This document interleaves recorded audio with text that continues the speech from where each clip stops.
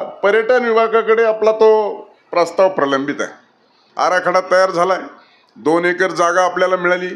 आज राज्याचे ग्रामविकास मंत्री जयकुमार गोरे साहेबांनी 5 कोटीची नवीन आणखी ॲडिशनल घोषणा केली. ती 30 कोटी सोडून, त्यामुळे त्या 30 कोटीत आणि 5 कोटी लोकांना असं वाटलं, तुम्ही सांगितलं 30 कोटी, त्यांनी जाहीर केलं 5 कोटी, तुम्हाला वाटलं 30 कोटीवरून 5 कोटी आलं का काय? पण 30 + 5 आहे. आणि मी सभापती म्हणून आज हजर आहे. नोंदी घेतोय मी माझं कामच आहे नोंद घेणं.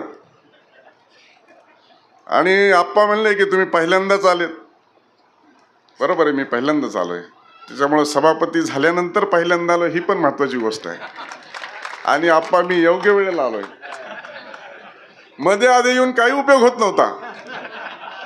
फक्त बारगळ आले, शिंदे आले, एवढीच चर्चा झाली असती. कुठे बारगळ साहेब?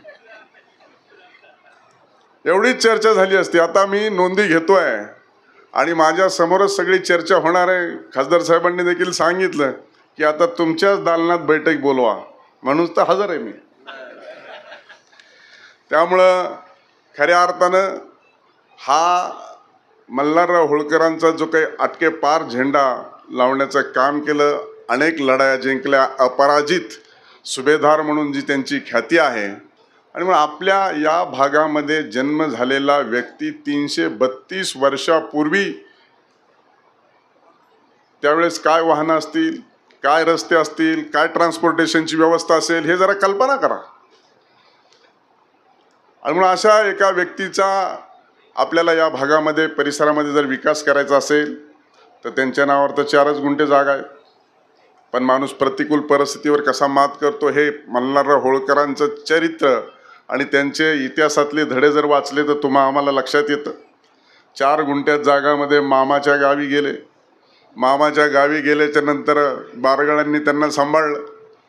वडील गेल्याच्या नंतर अतिशय लहान वयामध्ये, आणि त्यांना सांभाळल्याच्या नंतर शेवटी त्यांच्या अंगातच ती रग होती ना, ती त्यांना शांत बसून देत नव्हती. माझ्यापेक्षा हाके सरांनी अजून जास्तीत चांगलं सांगितलं असतं. आणि त्यामुळं त्यांनी पूर्ण माळवा प्रांत जिंकला आणि माळवा प्रांताचे ते राजे झाले.